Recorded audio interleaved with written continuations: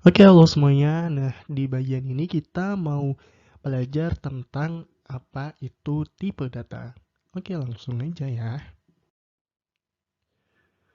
Nah, teman-teman masih ingat sama percobaan menukar kopi dan teh di beberapa video yang lalu? Nah, jadi waktu itu kita kan punya gelas A yang berisi kopi dan gelas B yang berisi teh. Nah, di sini tuh sebenarnya kalau di komputer kita bisa menyebutnya gelas itu dengan nama variabel. Jadi terus kopinya itu kita kasih nama nilai. Jadi variabel ini sebenarnya seperti sebuah tempat yang digunakan untuk menyimpan suatu nilai. Nah, dalam hal ini gelas A itu kita sebut berarti mungkin variabel gelas A, terus yang gelas kop gelas teh itu berarti gelas B atau variabel gelas B yang nilainya isinya yaitu teh.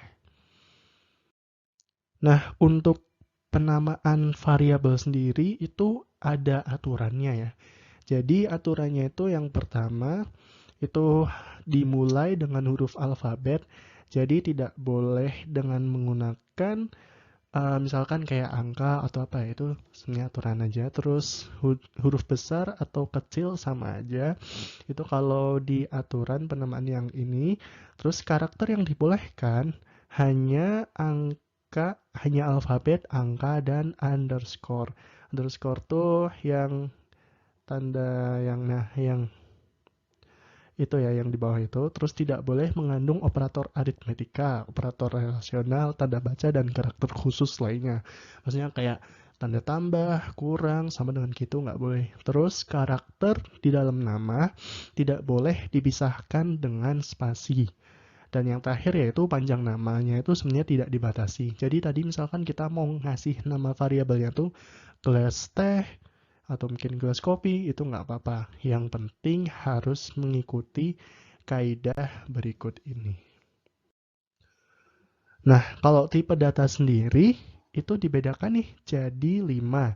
Yang pertama tuh bilangan logika. Bilangan logika tuh isinya eh 1 dan 0 atau true dan false gitu ya. Nah, kalau bilangan bulat, ya bilangan bulat berarti yang 1, 2, 3, 4 yang tanpa ada koma-koma. Kalau bilangan real berarti ya semua bilangan yang sifatnya real atau biasanya kalau kita sebut yang ada desimalnya seperti itu ya.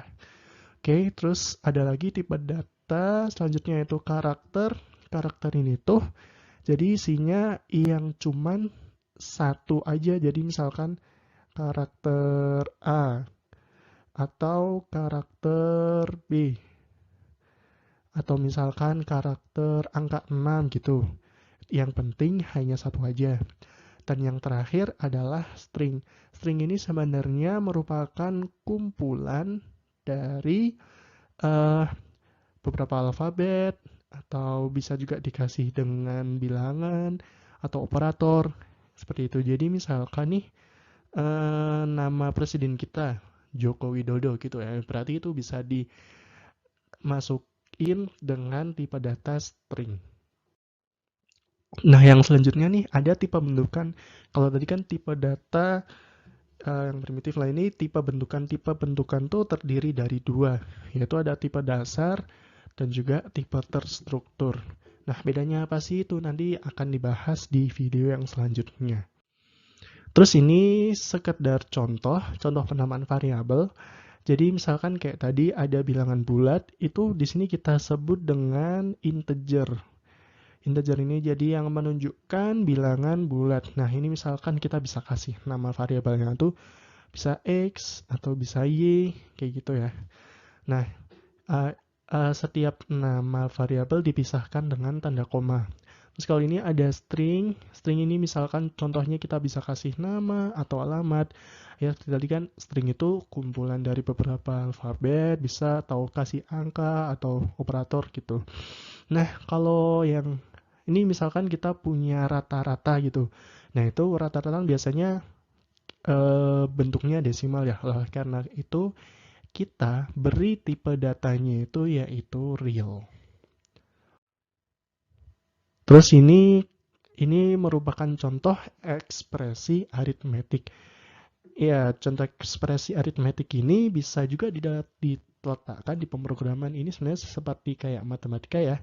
Ini yaitu A dikali B, kemudian A tambah B kurang C bagi E, dan seterusnya. Nah, di sini ada yang menarik nih.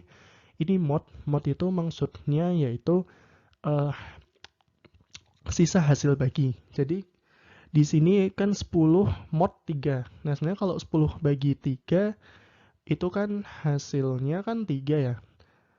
3, tapi kalau 3 dikali 3, itu kan hasilnya 9. Nah, ini oleh karena itu kalau 10 mod 3 berarti sama dengan 1.